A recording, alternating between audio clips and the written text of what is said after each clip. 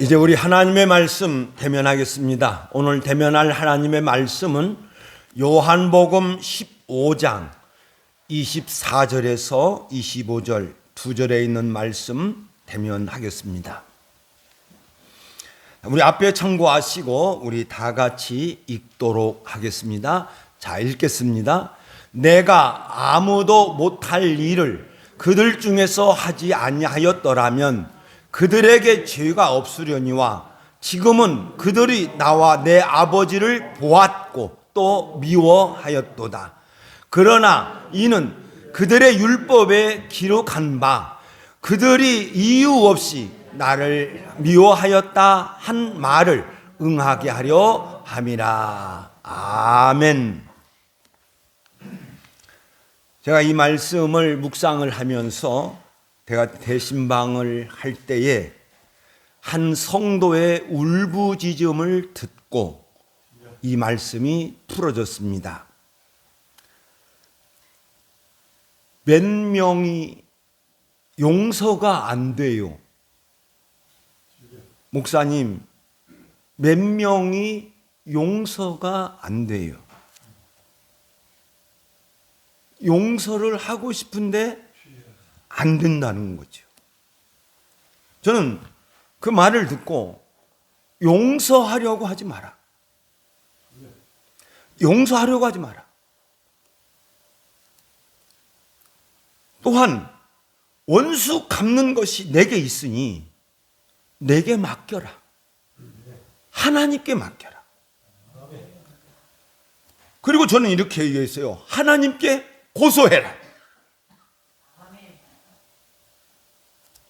시편을 보면 저주시가 있습니다. 7편 또는 8편인데 하나님 앞에서 저주해요. 그걸 저주시라고 그래요. 시편 기자들이 하나님 앞에서 찬양하거나 기도할 때, 그러니까 이 시편은 이스라엘 백성들이 하나님 앞에서 제사를 드리거나 모였을 때 찬양하는 찬양곡이에요. 그런데 악보는 전부 없어졌어요.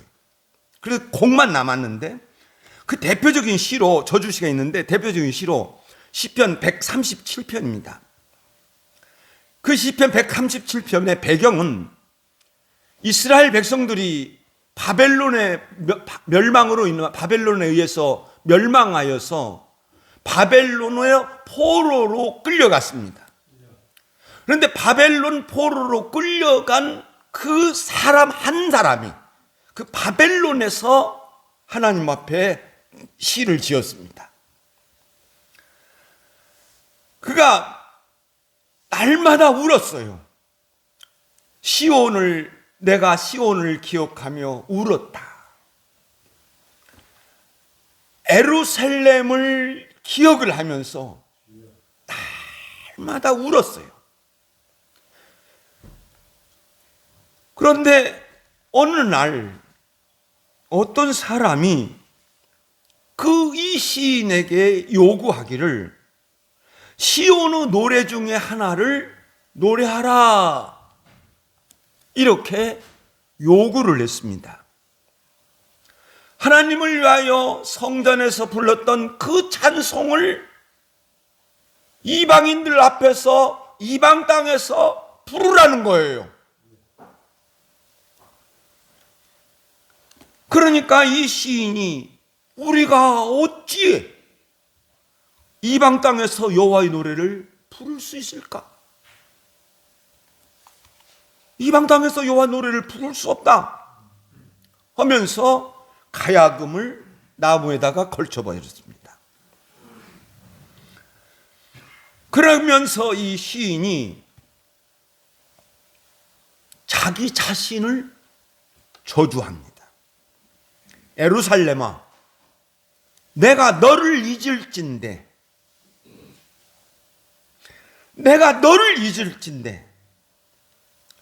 내 오른손이 그의 재주를 잊을지로다.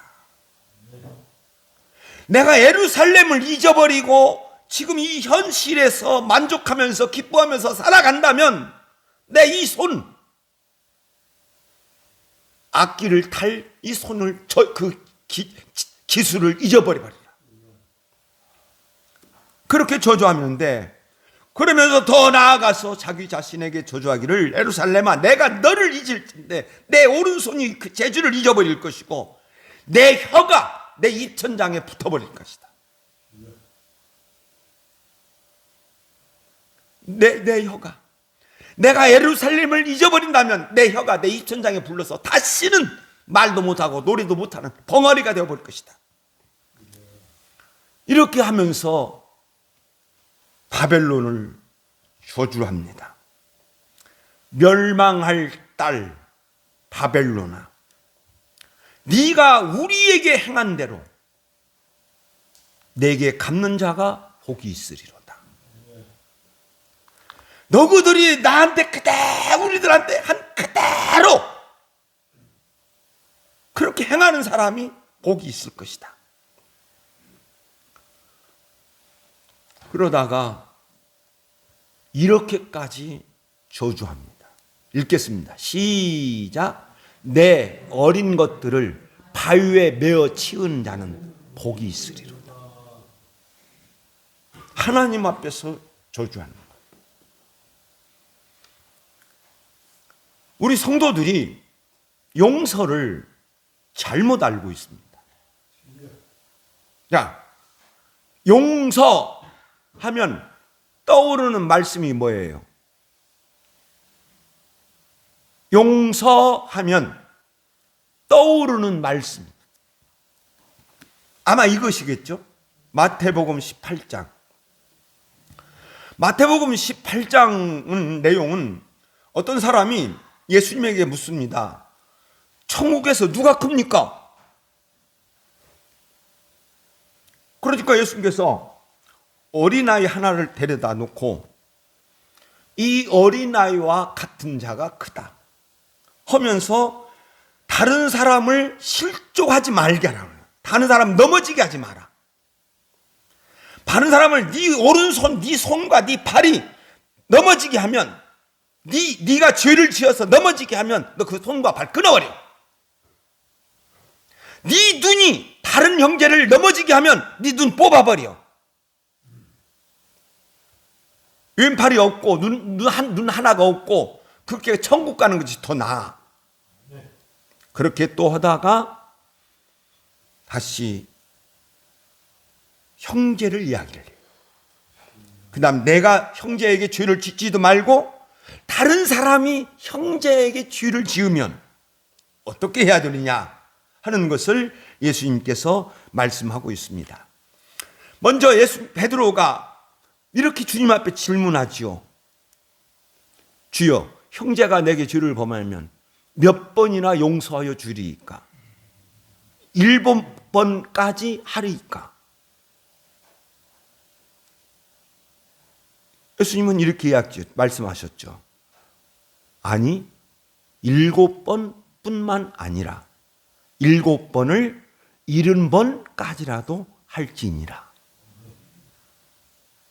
이 용서예요. 예수님께서 말씀을 나누고 마태복음 말씀을 하시다가 형제를 이야기를 해요. 그러면서 하나님은 작은 자 하나라도 잃어버리는 것이 원하지 않다. 우리 하나님의 마음은 양 100마리가 있는데 한 마리가 없어져, 한 마리가 잃어버렸으면 그 한 마리를 찾는 것이 하나님의 마음이다. 이것을 말씀을 하시면서 어린 양의 비유를 말씀하시면서 읽겠습니다. 시작. 이와 같이 작은 자 중에 하나라도 잃는 것은 하늘에 계신 나의 아버지의 뜻이 아니니라. 작은 자라도 잃어버리는 것은 하나님의 뜻이 아니다. 그러므로 절대로 실족하게 하지 마라. 네가 죄를 범하여 넘어지게 하지 말라. 그 다음에 그러면 네 형제가 죄를 범하면, 네 형제가 죄를 범하면 어떻게 할까? 우리가 이 땅에 살면서 형제에게 마음 상처 주지 않고 항상 잘할 수 없습니다. 내가 무의식적으로도 할 수도 있고, 또 이제 제가 뒤에서 말씀을 또 나누겠습니다만, 나의 어떤 욕심으로 인해서 다른 사람에게 상처를 줄 수도 있고, 그러니까 그런 가운데서 이 형제가 너에게 죄를 범합니다. 그 이 죄를 범하면 어떻게 하느냐? 먼저는 예수님께서 이렇게 말씀해요. 가서 너와 그 사람만 상대하여 권고하라. 꼭 여러분 기억해야 돼요. 절대로 나에게 형제가 잘못했다고 해서 다른 사람한테 말고 이 딱 다물고 그 형제한테 가서 자네가 왜 이렇게 했는가? 나 자네가 그렇게 이야기해가지고 내가 참 힘드네. 그리고 권고를 해요. 그래서 만일 들으면 네가 그 형제를 얻을 것이요. 다른 사람에게 소문내지 아니하고 알리지 아니하고 그 사람한테만 가서 자네가 왜 그때 그렇게 했는가 물어보는 거예요. 내가 그때 그것 때문에 나 정말 힘드네. 그여이 내가 참 잘못했네. 내가 내 욕심 때문에 그랬네. 그러면 너는 형제를 얻을 것이고, 형제가 죄를 범하여 넌 가서 이야기를 했는데 말을 안 들어요. 내가 언제 그렇게 했어? 말을 듣지 않거든. 그럼 어떻게 해야 되느냐? 다시 또 예수님께서 말씀합니다. 한, 두, 세 사람을 데리고 가서, 한, 두, 세, 하나, 둘, 셋 데리고 가서 두세 증인으로 확증하게 하라. 자네가 그랬지 않는가? 맞아. 옆 사람이 맞아. 나도 듣기에 그랬어. 나도 좀 보기에 그랬어. 이래가지고 이제 말하게 하는 거예요. 가서 들으면 형제를 얻을 것이고, 안 듣네. 그래도 안 듣네. 그러면 어떻게 해야 하느냐? 다음에는 교회에 말해라. 교회에 말해라. 공동체에 말하라는 거예요. 그러면 교회에 말하고 이렇게 말씀하세요. 교회의 말도 듣지 않거든 이방인과 세리와 같이 여겨라. 30일.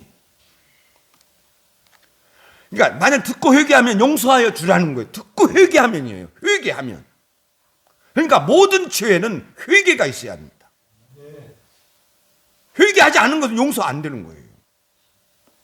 그리고 용서는 회개하는 자에게 주어지는 은혜인 줄로 믿습니다. 여러분, 하나님의 용서도 이와 같습니다. 하나님의 용서도 이와 같아요. 하나님의 용서는 이렇게 시작이 됩니다. 에베소서 2장에 보면 제가 요즘에 자주 인용을 하는데, 우리는 본질상 진노의 자녀였어요. 다 하나님의 심판을 받아야 되고 다 하나님의 진노를 받아야 할 자들이에요. 그런데 하나님은 당신 앞에 있는 사람을 보시면서 이렇게 말씀하세요. 에베소 2장 4절 빨간 글씨 읽겠습니다. 시작. 긍휼이 풍성하신 하나님이 우리를 사랑하신 그 큰 사랑을 인하여, 우리가 저 마음을 가져야 됩니다. 항상 상대방을 향하여 불쌍히 여기는 저와 여러분 되시기를 예수의 이름으로 축원드립니다.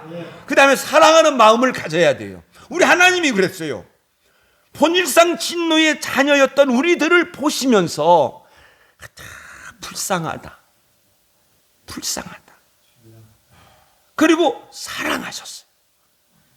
그래서 그 큰 사랑을 인하여 우리들에게 죄악이 가득한 이 세상에 하나님의 사랑이 나타났는데 그것이 어떤 사랑이냐? 독생자를 보내주시는 사랑이었습니다. 자, 읽겠습니다. 시작. 하나님의 사랑이 우리에게 나타난 바 되었으니 하나님이 자기 독생자를 보내심은 그로 말미암아 우리를 살리려 하심이니라. 아멘. 요한일서 4장 9절입니다. 하나님께서 독생자를 보내주셨어요. 그리고 그 독생자를 믿으면 구원을 얻게 된다 하는 것을 말씀해 주고 있는데, 자, 이제 말씀을 찾아서 이제 나가게 됩니다. 말씀을 찾아 나가게 되는데, 본문 말씀은 하나님의 은혜가 어떻게 성취되어 가고 있느냐, 저 독생자에 보내주시고 이것이 어떻게 이루어지고 가느냐 하는 것을 말씀해 주고 있습니다. 본문에서 예수님 요한복음 15장 24절에서 내가 아무도 못한 일을 행할 것이라는 거예요. 아무도 못한 일을. 그래서 제가 지난주에 말씀드렸죠. 아무도 못할 일을 예수님께서 행하시는데 그것은 요한복음 17장 4절에 있는 말씀에 보면 아버지께서 내게 하라고 주신 일을 내가 이루어 그랬거든요. 그러니까 아무도 못한 일, 곧 예수만 할 수 있어. 예수님만이 그 일을 할 수가 있어요. 그리고 예수님만이 하실 수 있는 일, 그 아버지께서 주신 그 일이 어떻게 이루어지느냐 하는 것을 요한복음 15장 25절에서 이렇게 말씀합니다. 자, 읽겠습니다. 시작. 그러나 이는 그들의 율법에 기록된 바 그들이 이유 없이 나를 미워하였다 한 말을 응하게 하려 함이라. 이유 없이 미워한 거예요. 사람들이 이유 없이 미워한 그것이 이제 십자가로 이어집니다. 예수님은 이것을 구약에서 예언되었다 이렇게 말씀하고 있어요. 그 말씀은 어디냐고 하면 시편 35편에 보면 다윗과 다투는 자가 있었습니다. 이제 이 다윗과 다투는 자가 있었는데 계속 다윗을 따라다니는 거예요. 계속 다투는데 계속 추격하는 거예요. 그런데 그들은 어떻게 되냐? 다윗의 생명을 죽이려고 해요. 하나님 앞에서 이렇게 고백을 하면서 다윗이 뭐라고 말하냐면 35편, 10편 35편 7절에서 그들이 까닭 없이 나를 잡으려고, 그들이 까닭 없이 내 생명을 해하려고 이렇게 말씀하고 있어요. 까닭 없이. 그래서 19절에 이제 35장 19절 가면 이렇게 이야기합니다. 읽겠습니다. 시작. 부당하게 나의 원수된 자가 나로 말미암아 기뻐하지 못하게 하시며 나를 까닭 없이 미워하는 자가 나로 말미암아 서로 눈짓하지 못하게 하소서 이렇게 말씀하고 있습니다. 그리고 이제 이 까닭 없이 미워하였다 한 말이 시편 35편에 있고 또 시편 69편에 있는데 그 69편 4절에 있는 말씀에 가보면 이렇게 읽습니다. 시작. 까닭 없이 나를 미워하는 자가 나의 머리털보다 많고 부당하게 나의 원수가 되어 나를 죽이려 하는 자가 강하였으니 이렇게 말씀하고 있습니다. 예, 다윗이 쫓기게 되고 다 사람들이 다윗을 죽이려고 하는데 아무 이유 없이 다윗의 죄가 없는데 죽이려 한다는 거예요. 이것입니다. 그러니까 예수님이 죽어야 할 이유가 없어요.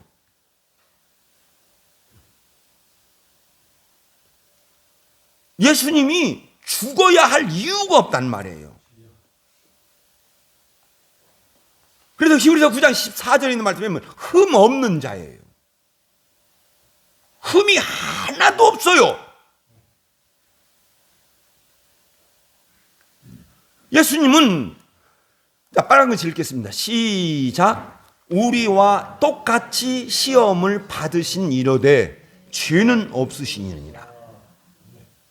죄가 없다는 거예요. 그런데 우리와 똑같이 시험을 받으신 이로되 그랬어요. 저게 이제 귀합니다.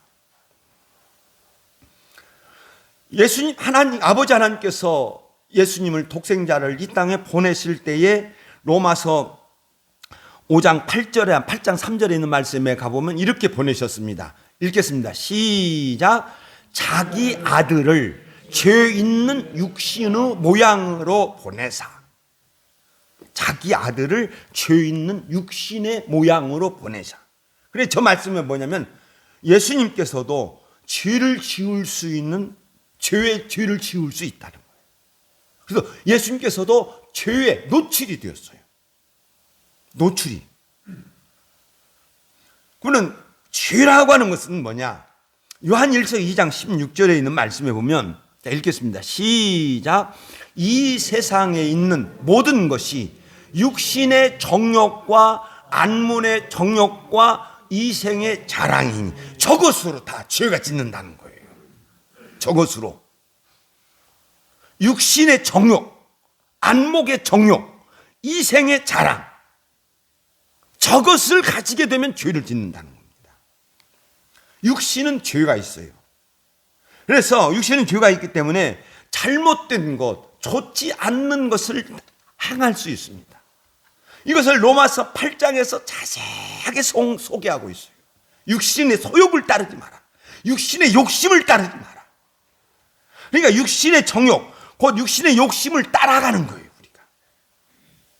그럼 죄를 짓는다는 거예요. 그래서 육신의 정욕을 따라가게 되면 하나님과 원수가 되고 하나님의 미워하시는 것이 되는 거예요. 그 다음에 안목입니다. 눈으로 보는 거죠. 우리 눈으로만 보이는 세상들. 육신의 안목의 정욕은 육신의 눈으로 보이는 것을 가지려고 하는 거예요. 돈도 가지게 하려고 하고, 집도 가지게 하려고 하고, 뭐 그냥 권세도 가지려고 하는 그 안목의 정욕을 따르는 거예요. 그래서 보이는 것에 욕심을 내어서 가지려고 하면 죄를 짓는다는 것이죠. 그 다음에 이생의 자랑입니다. 이 세상 것. 그러니까 내세가 반대되는 이 세상이죠. 우리는 성도는 보이지 아니하는 내세를 바라보고 살아가야 될 줄로 믿습니다. 그런데 이생 것을 바라보는 거예요. 이생의 자랑을 보면 이 세상 것을 가지려고 한다고 하면 죄를 지을 수 있는 거예요. 그러나 죄를 짓지 않으려면 어떻게 해야 되느냐? 예수님은 죄를 짓지 않았다는 것은 이러한 유혹에 끌려가지 않았다는 거예요. 성경에 보면 야고보서 1장 오늘 오후의 말씀, 이 말씀을 또 다시 우리가 보려고 하는데, 시험을 참는 자가 복이 있다. 유혹을 이기는 자가 복이 있다. 이렇게 증언합니다. 유혹을 이기는 자가 복이 있나니, 그럼 유혹을 이기냐 복이 있냐면 생명의 면류관을 받는다. 예수님으로부터 생명의 면류관을 받는다. 이렇게 하면서 13절에 가서 사람이 시험을 받을 때에 사람은 언제나 유혹이 있습니다. 항상 유혹에 노출이 되어 있어요. 그러나 분명한 것은 하나님은 여러분들을 세상 것 가지고 시험하지 않습니다. 악으로부터 시험을 받지 않는데, 그러면서 받을 때에 어떻게 해야 되느냐? 14절에 가서 이렇게 증언합니다. 빨간 것을 읽겠습니다. 시작. 오직 각 사람은 시험을 받는 것은 자기 욕심에 끌려 미혹됨이니. 자기 욕심에 끌려가지고 이 세상 것 또는 육신의 욕심에 끌리게 되면 미혹이 된다. 그러므로 하나님의 성령을 인도를 받아야 된다 하는 것입니다. 그런데 아까 예수님께서 죄가 없다는 것을 말씀을 드렸는데, 그 당시 필라도 바리새인들과 대제사장들에게 말했어요. 나는 그에게서 아무 죄도 찾지 못했다. 필라도의 아내, 저 좋은 사람, 필라도의 아내가 저 좋은 사람 상관하지 마세요. 십자가에 매달려 있던 장행학자들, 예수님을 놀리니까 행학자 중에 하나가, 야, 이 사람이 행하는 것은 옳지 않은 것이 하나도 없어. 강도들도 알아요. 또한 예수님의 십자가의 형을 집행한 부하들에게 십자가에 예수님을 못 박히고 못을 박게 지시한 그 백부장, 그 백부장이 된 일을 보면서 이 사람은 정령 의인이다. 사형을 집행한 그 백부장도 자기가 그렇게 할 수밖에 없으니까 그렇게 했지만은 이 사람은 정령 의인이었다. 나는 저 백부장이 사도행전 10장에 나오는 백부장으로 보입니다. 고넬료로. 가룟 유다도 그랬어요. 내가 무죄한 피를 팔아 쥐를 범하였도다. 그러나 예수님께서 사시면서 분명히 육신의 옷을 입으시고 오셨기 때문에 무조건 의인이 아니에요. 분명히 오셨기 때문에 안목의 정욕과 이생의 자랑을 그것을 전부 물리치는 거예요. 물리치셔서 저렇게 사신 거란 말이에요. 그런데 저런 분을 까닭 없이 죽으실 것을 말았어요. 누가 예수님을 까닭 없이 죽였을까? 누가 예수님을 까닭 없이 죽였을까? 대제사장들, 바리새인들, 장로들일까? 아니면 빌라도일까? 아니면 가룟 유다일까? 아니면 그 당시 민중들일까? 까닭 없이 누가 죽였을까? 그런데 분명한 것은 읽겠습니다. 시작. 그리스도께서 하나님 곧 우리 아버지의 뜻을 따라 이 악한 세대에서 우리를 건지시려고 우리 죄를 대속하기 위하여 자기 몸을 주셨으니. 아멘. 분명히 누군가 까닭 없이, 다 이유 없이, 바리새인, 대제사장들, 장로들, 빌라도 아무 이유 없이 다 죽였어요. 아무 이유 없이 당신 자신을 그대로 하나님의 뜻을 따라 그대로 자기 몸을 내어주셨어요. 분명한 것은 그리스도께서 우리 죄를 위하여, 우리 죄를 대속하기 위하여 십자가에서 죽으신 줄로 믿습니다. 그러니까 하나님의 구원은 그리스도께서 십자가에서 죽으신 거예요. 그래, 그리스도께서 십자가에서 죽으셨는데 마태복음 8장 17절 읽습니다. 시작. 우리의 연약한 것을 친히 담당하시고 병을 짊어지셨도다. 하나님께서 예수의 머리 위에 인류의 모든 짐을, 죄의 짐을 전부 담당시켰단 말이에요. 담당시켰어요. 자신의 하나님의 진노를 예수의 다 머리에 주셨단 말이에요.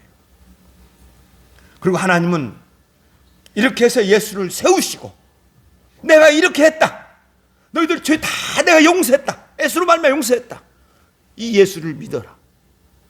회개하여 예수님을 믿으시기를 예수님의 이름으로 축원드립니다. 그러므로 예수께서 우리 죄를 짊어지고 죽게 되는 것입니다. 그러므로 성경은 이렇게 이야기합니다. 읽겠습니다. 너희는 시작. 너희는 값으로 산 것이니. 그냥 여러분 산 거 아니다 이 말. 너희들은 값으로 산 거다. 그럼 무엇으로, 어떤 것으로 샀어요? 사도행전 20장 28절입니다. 하나님이 자기 피로 사신 교회. 예수께서 자식이 피로 산 우리들이라.